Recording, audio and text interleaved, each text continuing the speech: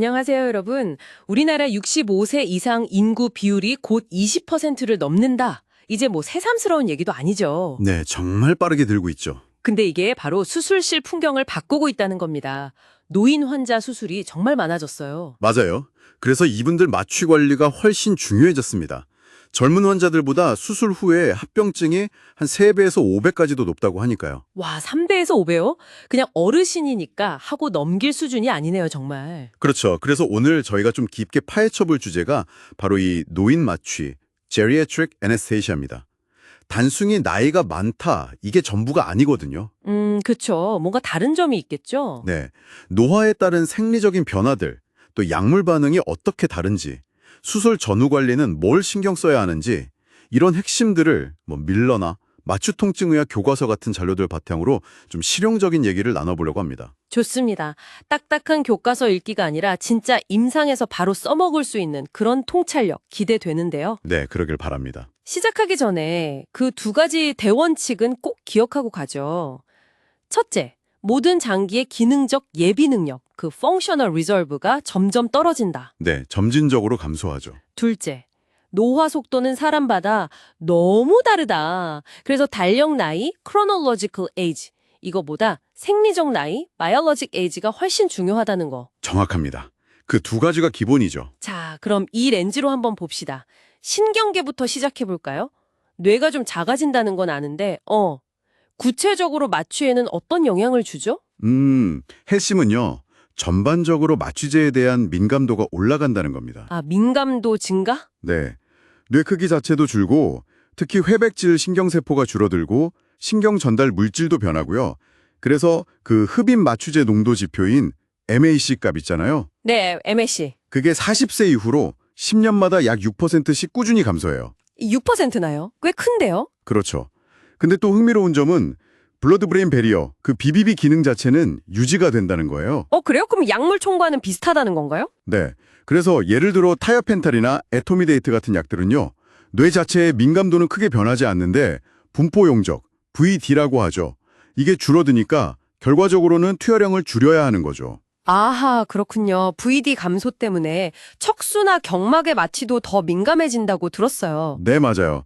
CSF 양이 줄고 또 경막 투과성도 증가해서 그렇습니다. 그리고 센트럴 엔티콜리네직 신드롬 위험도 커지는데요.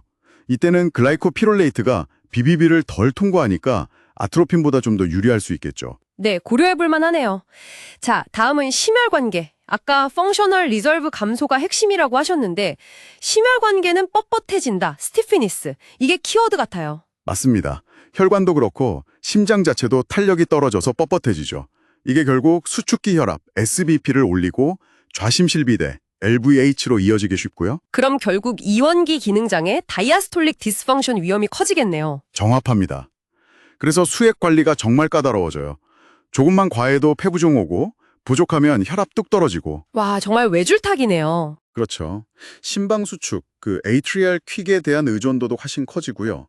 또 바로 레셉터 민감도가 떨어지니까 자세 바꾸거나 혈액량 살짝만 변해도 혈압 유지가 잘 안 돼요. 그리고 베타아드레네직 발행성도 감소해서 심박수 올리는 능력도 제한적이고요.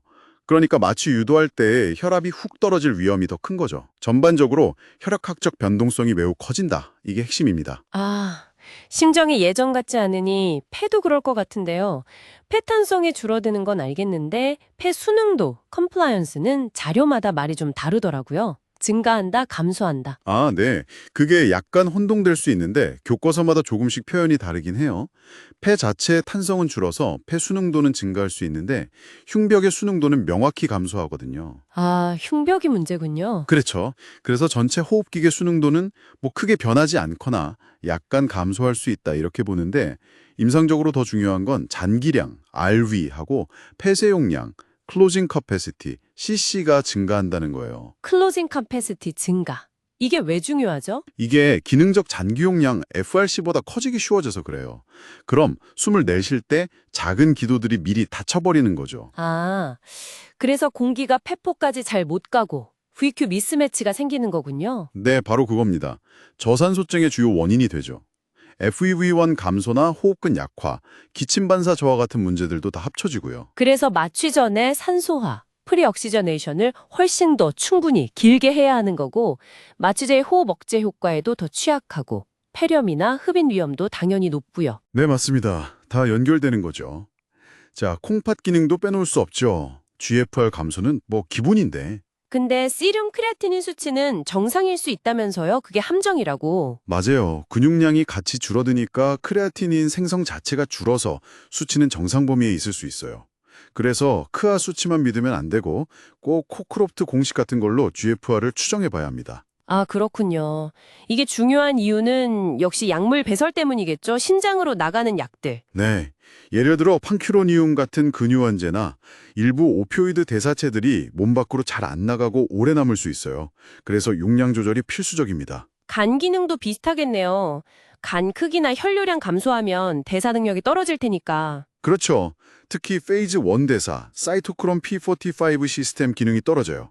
페이즈 2는 비교적 괜찮고요. 페이즈 1 저하가 중요한 이유는 뭔가요? 이게 펜타닐, 수펜타닐, 라이도케인처럼 간에서 대사가 많이 되는 약물들, 특히 간 추출률 하이 엑스트랙션 레이쇼가 높은 약물들의 청소율을 확 떨어뜨리기 때문이에요. 아, 그럼 같은 용량을 써도 효과가 훨씬 세고 오래 갈 수 있겠네요? 네, 맞습니다. 그래서 정말 조심해서 써야 하는 거죠. 와, 정말 고려할 게 많네요. 그럼 이런 약물 동력학, 역학 변화를 좀 정리해보면 결국은 적게 쓰고 천천히 주고 효과를 잘 모니터링하자 이거네요. 네, 아주 정확한 요약입니다. 분포용적 변화도 복잡하죠.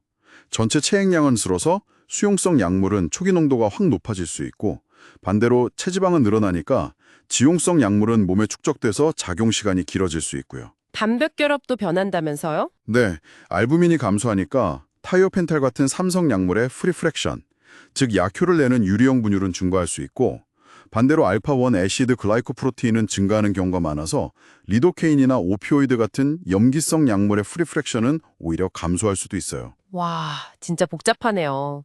그럼 근이환제는요? 석시닐콜린은 약간 작용 시간이 길어질 수 있고요. 에트라큐륨이나 시세트라큐륨은 호프먼 분해나 에스테르 가수 분해로 대사되니까 나이 영향이 비교적 적어요. 아, 얘네는 좀 괜찮군요. 네, 근데 베큐로니움이나 로큐로니움은 주로 간신장으로 배설되니까 청소율 감소로 작용 시간이 꽤 길어질 수 있습니다. 역시나 개별화된 용량 조절이랑 신경근 감시가 핵심입니다. 알겠습니다. 그럼 이 모든 생리적, 양리학적 변화를 고려해서 수술 전후 관리에서 딱 이것만은 꼭 하고 강조하고 싶은 포인트가 있다면 뭘까요? 단순히 약 용량 줄이는 거 이상일 텐데요? 물론이죠. 수술 전에는 프레딜리티, 우리말로 하면 노쇠나 허약 정도가 될 텐데 이 프레일리티 평가가 정말 중요합니다. 노쇠한 환자는 합병증 위험이 훨씬 높거든요. 프레일리티 평가? 어떻게 하죠? 뭐 여러 도구가 있지만 간단하게는 보행 속도, 악력, 체중 감소, 피로감, 활동량 감소 등을 보는 거죠. 그리고 인지기능 스크리닝, 예를 들어 미니커글 같은 간단한 검사라도 꼭 해서 베이스라인을 알아둬야 해요. 아, 그래야 수술 후에 선망, 델리리움이나 인지기능 장애, POCD가 왔는지 비교할 수 있겠군요. 맞습니다. 그리고 폴리퍼머시, 즉 다약제 복용 여부 확인도 필수죠. 특히 비어스 크라이테리아에 나오는 노인 부적절 약물들이 있는지 꼭 체크해야 하고요. 우울증이나 알코올 문제도 간과하면 안 됩니다. 네. 수술 중에는 당연히 약물 적정, 타이트레이션 잘하고 혈압, 체온 같은 거 잘 유지하는 게 기본일 때고요. EEG 모니터링도 도움이 될 수 있겠네요. 그렇죠. 근데 아까 리저널 마취랑 제너럴 마취가 POCD나 딜리리움 발생률에 큰 차이가 없다는 연구 결과는 좀 의외였어요. 보통 리저널이 더 안전할 것 같은데. 네. 그 부분은 아직 명확한 결론은 없는 상태입니다. 어떤 마취 방법이든 환자 상태에 맞게 잘하는 게 중요하겠죠. 오히려 더 중요한 건 수술 후 관리예요. 수술 후 관리? 구체적으로 어떤 걸까요? 딜리리움이나 POCD 고위험군을 미리 파악하고 비약물적인 예방 전략을 적극적으로 쓰는 게 우선입니다. 뭐 예를 들면 HLP 프로그램처럼 조용한 환경 만들어주고 시계나 달력 잘 보이게 하고 보청기나 안경 꼭 쓰게 하고 수면 주기 관리해주고 이런 것들이요. 아, 약보다는 환경적인 요법이 우선이군요. 네, 통증 조절도 중요하죠. 근데 오피오이드는 최소화해야 하니까 멀티모달 에날지지아, 여러 약물을 같이 써서 효과는 높이고 부작용은 줄이는 방식으로 가야 하고요. 절대 과도한 진정은 피해야 합니다.